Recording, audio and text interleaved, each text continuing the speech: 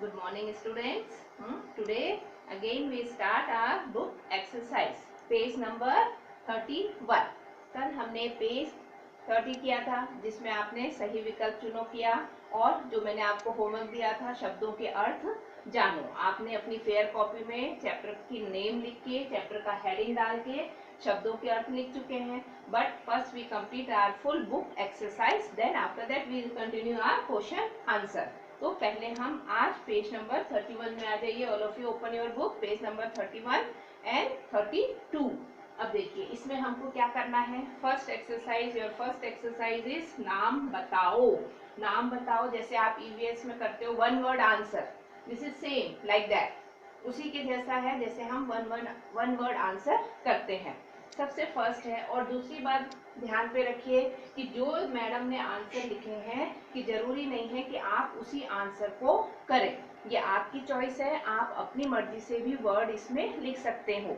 For example सबसे पहले आपको क्या है, दो ऐसे पौधों के नाम लिखो जिनके फूल सजावट के काम आते हैं। सजावट, what is the meaning of सजावट? सजावट का मतलब क्या होता है? डेकोरेशन।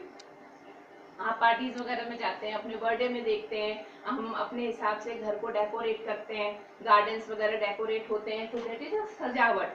तो सजावट में कौन से फूल? मैडम ने यहाँ पर लिखा है कि गेंदा और गुलाब। गेंदा येलो कलर का फूल होता है, गुलाब आप सब जानते हैं। इसके अलावा भी हमने बहुत सारे फूल देखे हैं जिनका उपयोग सजावट में किया जाता है। तो ऐसा जरूरी नहीं है कि जो आंसर मैंने लिखे हैं आप वही पर्टिकुलर आंसर को ही लिखेंगे। आपको सजावट के फूलों में बहुत सारे फूल हो सकते हैं, तो आपको जो इजी लगे, आपको लगता है कि ये मेरे लिए ज्यादा सुटेबल वर्ड है, तो then you write down that particular word. ऐसा कोई जरूरी नहीं है कि आपको यही वर्ड लिखना है। अगर मैंने गेंदा गुलाब लिखा है तो आप ये भी लिख सकते हैं, और आप अपनी मर्जी से भी दूसरे दो फूलों के नाम लिख सकते हैं। रजनीगंधा है, चंपा, चमेली, कितने सारे तरह के फूल हैं, तो आप किसी के भी नाम सजावट के लिए लिख सकते हैं। देन क्वेश्चन नंबर 2, दो फलों के नाम। फल तो सबको पता है ना, फ्रूट्स। तो मैंने यहाँ पर लिखा आम और अनार। ये भी आपकी मर्जी है, आप कुछ और आपको पसंद है, आप केला लिख लो, सेब लिख लो, पपीता लिखो, जो आपको लिखना है आप वो फलों के नाम लिख सकते हैं। मैंने कॉमन नाम लिख दिए आम और अनार। आपको जो भी वर्ड ऐसे लगते हैं कि मुझे ये फल का नाम ज्यादा इजी है, बस हमारा आंसर क्लियर होना चाहिए। जो हमारे लिए जो क्वेश्चन पूछा गया है वो चीज क्लियर होनी चाहिए कि किस चीज के बारे में यहाँ पर पूछा जा रहा है। जैसे अभी मैंने आपको बोला सजावट के लिए हम बहुत सारे फूल यूज करते हैं, आप कोई से भी फूलों के नाम लिख सकते हो। फलों में आप किसी भी दो फल के नाम लिख सकते हो, जरूरी नहीं है कि जो नाम मैडम ने दो नाम लिखे हैं आप वही नाम लिखिए, ये आपकी मर्जी है। उसके बाद है दो सब्जियों के नाम। सब्जियों के नाम में भी वेजिटेबल्स, ठीक है ना, वेजिटेबल्स हैं तो वेजिटेबल्स तो बहुत सारी हैं, बहुत सारी सब्जियां हैं, आपको पता ही है। मैंने लिख दिया आलू, टमाटर। आप कुछ भी लिख सकते हो, भिंडी भी लिख सकते हो, बट वही लिखिएगा जिसमें मात्रा का कंफ्यूजन ना हो, जिसमें आपकी मात्रा गलत ना हो, नहीं तो पूरा 1 मार्क आपका चला जाएगा। इसलिए वही उसी वर्ड को लिखिए जिसकी आपने बहुत अच्छे से प्रैक्टिस करी हुई है। अच्छी बात है कि आप अपनी मर्जी से उनको लिखना चाहेंगे तो आप बिल्कुल लिखिए, लेकिन वही वर्ड लिखिएगा जिसकी मात्रा लगाने में आपको कोई कंफ्यूजन ना हो। मैंने यहाँ पर आलू टमाटर लिख दिया, तो आप मटर भी लिख सकते हो, मटर, गोभी, ना गाजर, कुछ भी लिख सकते हैं हम, कोई से भी दो सब्जियों के नाम लिख सकते हैं। फिर next question, question number 4, see look here, दो अनाजों के नाम लिखिए। ये देखिए क्वेश्चन नंबर 4, दो अनाज। कल मैंने आपको बताया था कि खेती करके हमें अनाज कौन देता है, कौन इतनी मेहनत करता है, चाहे धूप हो चाहे बारिश हो, किसान मेहनत करता है। क्यों करता है? ताकि खेतों में अनाज हो, फल सब्जियां हो और वो हमें मिल पाए। तो अनाज मतलब जो ग्रेन्स होते हैं, ग्रेन्स है ना, जैसे दालें हैं, चावल है, मैदे है, कॉर्न है, किसी को भी हम लिख सकते हैं। तो मैंने सिंपल से दो चीज लिखे आपके लिए, गेहूं और चावल, जिसको हम रोज अपनी लाइफ में जिन चीजों का हम उपयोग कर ही रहे, रोटी हम खा रहे हैं, गेहूं का ही आटा बन के हमको चपाती मिल रही है जिसको हम खाते हैं। चावल, दाल चावल के साथ आप चावल खाते हो, आप दालें भी लिख सकते हो, बाजरा लिख सकते हो, मक्का लिख सकते हो, लेकिन हमने यहाँ पर सिंपल दो वर्ड्स लिखे हैं, गेहूं और चावल। ठीक है, अनाज क्या होते हैं? जो फूड ग्रेन्स हैं उनको हम अनाज कहते हैं। फिर दो पेड़ों के नाम, क्वेश्चन नंबर 5 से लुक हियर, क्वेश्चन नंबर 5।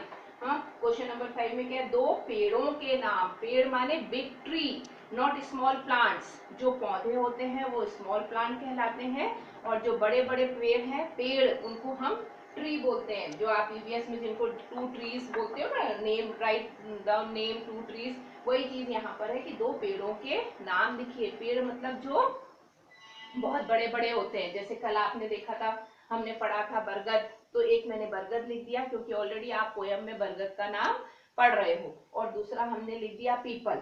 आप आम भी लिख सकते हो, आम का भी पेड़ बहुत बड़ा होता है, तो आम, पीपल, बरगद, किसी को भी आप लिख सकते हो। अमरूद भी बड़ा है, वो भी पेड़ में कहलाता है। गुलमोहर है, बहुत सारे पेड़ों के नाम है बेटा जो बड़े बड़े होते हैं। तो जो आपको ठीक लगे आप वो भी लिख सकते हो इसमें, ठीक है। अब लास्ट है हमारा, नहीं सॉरी सेकेंड लास्ट, दो कपड़ों के नाम लिखो। सिलुक, दो कपड़ों के नाम लिखो। कपड़े तो बहुत सारे है ना, वैरायटी ऑफ क्लोथ्स है हमारे पास, हम कोई भी दो कपड़ों के नाम लिख सकते हैं। लेकिन यहाँ पर मैंने कौन से दो कपड़ों के नाम लिखे हैं, कौन से दो कपड़ों के नाम लिखे हैं मैंने यहाँ पर, देखिए सलवार और कुर्ता। क्या लिखा है, सलवार और कुर्ता। सलवार नीचे पहनी जा रही है, कुर्ता जो ऊपर से हमने पहना है। आप कोई से भी दो नाम लिखो, जो अभी हमने इसमें दर्जी के इसमें पढ़ा था, फ्रॉक पढ़ा है, अचकन पढ़ा है, सलवार कुर्ता पढ़ा है, बहुत सारी चीजों के नाम आपको ऑलरेडी पता है, इस पैराग्राफ में आपने पढ़ा। आप उनमें से भी कोई दो नाम लिख सकते हो, और ये लिखना चाहो तो ये भी लिख सकते हो। मैंने आपको बार बार इस बात पे जोर दिया है कि जरूरी नहीं है कि जो मैडम ने लिखे हैं वही वर्ड्स आपको रिपीट करने हैं। आप अपनी मर्जी से भी वर्ड्स को लिख सकते हो, ये आपकी चॉइस है। आपको जो वर्ड आपको साथ में प्रैक्टिस करना है, जरूरी नहीं कि हमको इन्हीं को रखना है, हम आपको अपने आप अपने नए वर्ड्स बनाने हैं, कोशिश करना है। देन 7th नंबर, दो लकड़ी से बनी वस्तुओं के नाम लिखिए। लकड़ी मतलब वुड, तो वुड से बनी दो कोई भी आइटम्स आप लिख सकते हो, वो भी हमने बढ़ई में पढ़ा है ना। बढ़ई में हमने पढ़ा है, अलमारी है, मेज है, सोफा है। उसके बाद जो भी आपको ऐसा लगता है कि ये वर्ड मेरे लिए इजी है, आप लिख सकते हो। मैंने टेबल लिखा है, स्कूल में हम टेबल और कुर्सी में बैठते हैं जिसको हम चेयर बोलते हैं, तो आप अपनी मर्जी के दो वर्ड्स लिख सकते हो। आप पैराग्राफ में से भी ढूंढ के कोई दो लिख सकते हो, या खुद कोशिश करके भी दो नए वर्ड्स आप कोई भी इसमें लिख सकते हो। बस हमको ध्यान रखना है कि जिन चीजों के हम नाम लिखेंगे वो लकड़ी से बनी होनी चाहिए। अब देखिए उसी के नीचे की एक्सरसाइज है, उसी के नीचे हमने किया है उल्टे अर्थ। You know what is the meaning of उल्टा? उल्टा means opposite words. For example day night, इस तरीके से ना कि दिन और रात। टुडे टुमारो, इस तरह से ब्लैक व्हाइट, आप इंग्लिश में अपोजिट वर्ड्स पढ़ते हैं, वही चीज हमको यहाँ पर उल्टे अर्थ, ये देखिए नीचे लिखा है, या विलोम शब्द। विलोम शब्द या उल्टे अर्थ दोनों का मीनिंग सेम होता है, ठीक है। उल्टे अर्थ लिखिए, ये देखिए उल्टे अर्थ या विलोम शब्द लिखो, जानो। इनका दोनों का मतलब है कि हमको अपोजिट लिखना है, जो वर्ड पूछा गया है उसका उल्टा लिखना है, अपोजिट वर्ड लिखना है। अब आपका फर्स्ट वर्ड है कठिन। कठिन माने बहुत मुश्किल, बहुत डिफिकल्ट, ये चीज बहुत डिफिकल्ट है, हम कैसे करेंगे, उसको बोलते हैं कठिन। तो उसका उल्टा क्या हो जाएगा, सरल। कठिन का उल्टा सरल। फिर बहुत, बहुत माने बहुत ज्यादा, क्वांटिटी जिस चीज की बहुत ज्यादा है, हमारे पास तो ये सामान बहुत ज्यादा है हम बोलते हैं ना, तो उसका उल्टा हो जाएगा कम। बहुत का उल्टा कम। या फिर इसको हम ऐसे भी कर सकते हैं, इस तरीके से भी ये आ सकता है आपका, इधर से इसको ऐसे करिए या इसको ऐसे करिए, बात एक ही है। अगर मैंने सरल दिया तो आप कठिन लिखेंगे, और अगर कठिन दिया तो आप सरल लिखेंगे। बहुत है तो कम लिखना है, कम है तो बहुत लिखना है, ये दोनों तरीके से आ सकता है। इसलिए रट्टू तोते जैसे केवल इसको हमको रटना नहीं है, बल्कि समझ समझ के करना है कि दोनों वर्ड का उल्टा उल्टा क्या होगा। फिर देखिए बहुत का कम, कम का बहुत। मजबूत माने बहुत स्ट्रॉन्ग, बहुत मजबूत है, और ये कमजोर, नई का पुरानी, ठीक है। नई है तो उसका पुराना, ओल्ड, न्यू एंड ओल्ड। मजबूत माने स्ट्रॉन्ग, कमजोर माने वीक। अब आइए पेज नंबर 32 में। अब हम आ जाते हैं पेज नंबर 32 में। देखिए 32 में हमको मैच द कॉलम करना है, 32। अब ये 31 का काम हो गया। अब आप आइए पेज नंबर 32 में। अब 32 में हमको क्या करना है, मैच द कॉलम। ये एक्सरसाइज अच्छी हो गई होगी इतनी। अब पेज नंबर 32 में देखिए सबसे फर्स्ट, फर्स्ट में क्या लिखा है, फर्नीचर मजबूत बनाए। आपको पता है फर्नीचर मजबूत कौन बना रहा है, बढ़ई, है ना। तो फर्स्ट वाले का आंसर क्या है, बढ़ई। बढ़ई को मैच कर दीजिए। ये देखिए मैडम ने कैसे मैच किया है, आप भी इसको मैच करिए। अब दूसरा कौन है, पौधे लगाता पानी देता, कौन करता है, माली। सेकंड वाले में कौन करता है, ये काम किसका है, माली का। आपने पोयम इतने अच्छे से पढ़ी है, आपको खुद ही पता है कि आप जैसे ही पढ़ेंगे आपको समझ में आ जाएगा कि हमको ये किससे मैच करना है। अब हम काका किसको बुलाते हैं, काका हम किसको बोल रहे थे, बदलू काका। तो वो कौन थे, मोची। तो थर्ड वाले में क्या आ जाएगा, मोची। मोची को मैच करना है थर्ड से। देन फोर्थ वन देखिए, अब फोर्थ वन क्या बचा, यही खेत में अन्न उगाते। फर्स्ट लाइन पढ़ के ही आपको समझ में आ गया कि खेत में अन्न कौन उगाता है, किसान। तो फोर्थ वाले में क्या आ जाएगा, किसान। इस तरह से आपको मैच करना है। ये जो क्वेश्चंस हैं इनको आपको ध्यान से पढ़ना है, तो आपको खुद ही समझ में आ जाएगा, पिक्चर की जरूरत नहीं है। जरूरी नहीं है कि एग्जाम में आपको पिक्चर्स आएंगी, केवल नाम लिखे रहेंगे, लेकिन इस सेंटेंस को पढ़ के आपको पता हो जाना चाहिए कि हमको इनको किससे मैच करना है, ये किसके बारे में बोला जा रहा है। ध्यान से इसको पढ़ के फिर हमको मैच करना है। अब उसके नीचे देखिए, उसके नीचे क्या है, जानो। अभी हमने अपने पूरे चैप्टर में कई लोगों के बारे में जाना। आपने देखिए माली, दर्जी, बढ़ई, मोची, किसान, हलवाई। हमने इन 6 लोगों के बारे में जाना कि ये लोग हमारे लिए क्या क्या काम करते हैं। इसके अलावा भी बहुत सारे लोग हैं जो हमारी मदद करते हैं, कि जिनकी ये सहायता हमको हमेशा लेनी पड़ती है। अब वो कौन कौन से लोग हैं, इसमें कुछ लोगों के नाम दिए हुए हैं। आपको उन लोगों को क्या करना है, याद करना है, उन लोगों को लर्न करना है कि ये किसके बारे में बोला जा रहा है। देखिए इधर पे 8 पर्सन्स के बारे में दिया हुआ है, इसको आपको ना कॉपी में लिखना है ना बुक में लिखना है। Already answer is written here. See लो, आपका क्वेश्चन भी है और उसके आगे आंसर भी है। आप ऊपर इसमें लिखिए जानो, जानो के ऊपर लिखिए, यहाँ पर जानो लिखा है, यहाँ पर लिखिए लर्न इट।